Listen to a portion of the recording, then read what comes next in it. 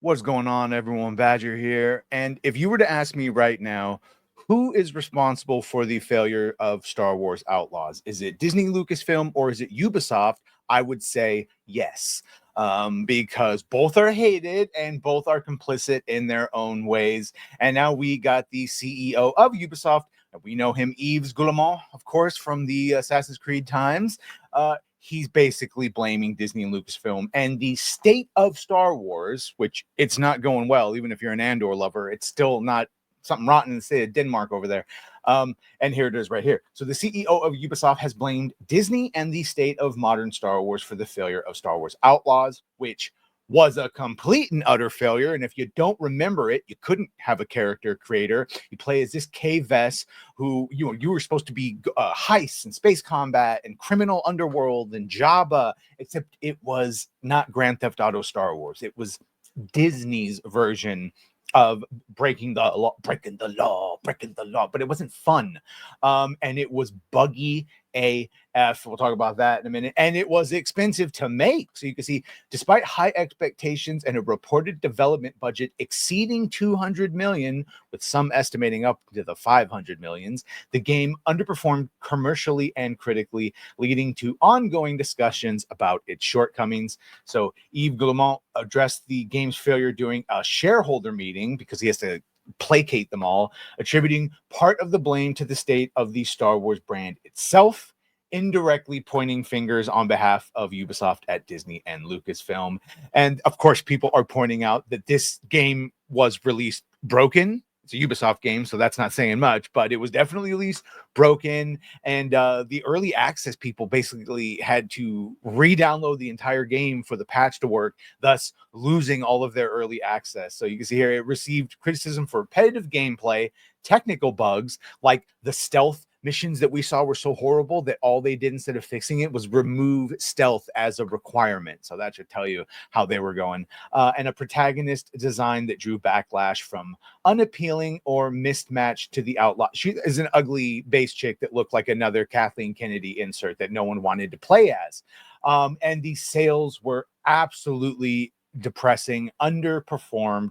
You can see with estimates suggesting it sold only about 1 million copies in its first month. And even when it went on Steam, and we can talk about Steam in a minute, it wasn't good. It was not good. And their excuses fall flat when games like Jedi Survivor or even Star Wars Battlefront 2, which had more in-game people in it and is just saw a revitalization of people buying it and playing it. So no, you can blame the state of Star Wars a little bit, but not a lot. The major factor here is Ubisoft and their crappy design and the bugs. So you can see here by October 2024, Ubisoft confirmed in the earning reports, noting stagnant sales, implementing a cost reduction program that included laying people off and delaying projects. The game's issues contributed to a broader crisis at Ubisoft, with stock prices tanking over 50% in 2024. We saw their lowest prices drop ever. I mean, you could have bought it for like $8. You could buy stock from Ubisoft. Not that they would. And also, because of how spectacularly this failed, you saw them delay, or at least they used it as an excuse to delay Assassin's Creed Shadows, saying that we can't have a launch of Assassin's Creed Shadows being all buggy the way that this Galaxies did. And so we can see here the top things cited for it include the technical and design flaws, which we've mentioned, pricing and accessibility way too expensive with $70 all the way up to 130 for the aforementioned limited access that you then lost all your progress because you had to re-download the game. And then, of course, cultural backlash. Yes, online discourse highlighted perceived DEI, and it wasn't perceived, it was there. Influences such as the protagonist's appearance and writing, with critics accusing Ubisoft of prioritizing agenda once again over fun, something that they happened with Assassin's Creed Shadows. So also, this is what Yves actually said about the title. He said, Outlaws was released at a time when the brand that it belonged to was in a bit of choppy waters. Andor season 2 hadn't fully come out yet, and Acolyte had just come out. So he is right about that. He elaborated that there was less interest in the franchise at the time, suggesting that broader Star Wars IP had lost some of its pull. Culturally, Guillemot expressed hope for recovery, mentioning further improvements and a possible Nintendo 2 Switch port. I don't think that's going to be happening. Since acquiring Lucasfilm, Disney has faced accusations of franchise fatigue. Yeah, due to polarizing projects like The Acolyte, and even when they released something nice and innocent like Skeleton Crew, just no one watched it.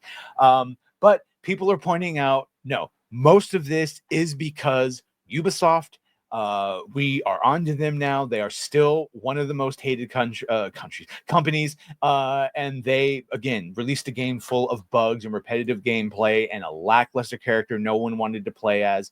And as I mentioned earlier, games like Jedi Survivor, games like Star Wars Battlefront, those are all selling. Those will still have people playing it. So they're still patching Star Wars Outlaws. You can normally get it pretty cheap on sale on Steam, but you'd be one of the very few to do it because, as you can see here, not even 3,400 people have played this on Steam. So I can't speak to console, but I guarantee you it's in the low millions.